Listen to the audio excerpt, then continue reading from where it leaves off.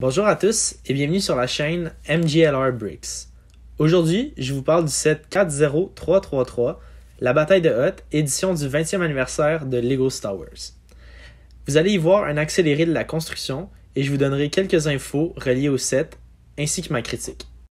Le set 40333, la bataille de Hoth, est le premier d'une série de 3 mini-dioramas promotionnels. Celui-ci était offert pour l'événement May the 4th en 2019 avec un achat de 75$ ou plus dans les magasins Lego.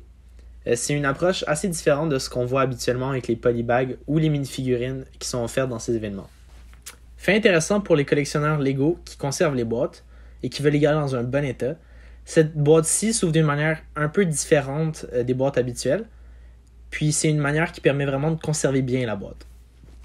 La plaquette commémorative du 20e anniversaire de LEGO Star Wars qui est présente dans le set, c'est quand même un gros bonus selon moi, ça le rend un peu différent de tous les autres sets LEGO Star Wars. Aucun collant n'est présent dans le set, ce qui est selon moi une bonne nouvelle compte tenu du nombre de pièces. Le set en contient 195 et les résultats représentent une des scènes les plus emblématiques de la saga Star Wars qui est présente dans le deuxième film de la trilogie originale, l'Empire contre-attaque.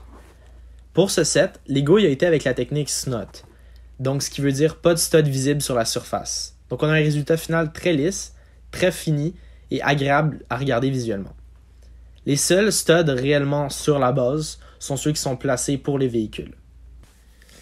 Étant ma première construction en horizontal ou principalement à plat, j'ai beaucoup apprécié le procédé.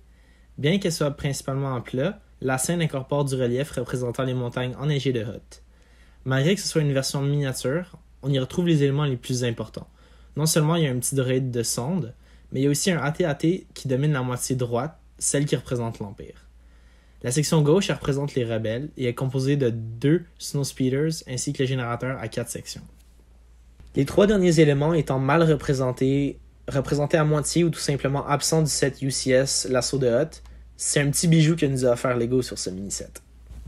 Avec un nombre de pièces limité, être ultra précis pour un set comme ça, c'est assez difficile, mais je pense que LEGO a bien fait compte tenu de la grosseur du set.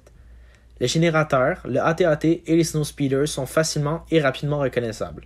Le AT-AT peut être bougé et posé différemment selon ce qu'on veut, puis les pattes plient sans problème. J'apprécie aussi la mention du 20e anniversaire autant sur le set que sur la boîte.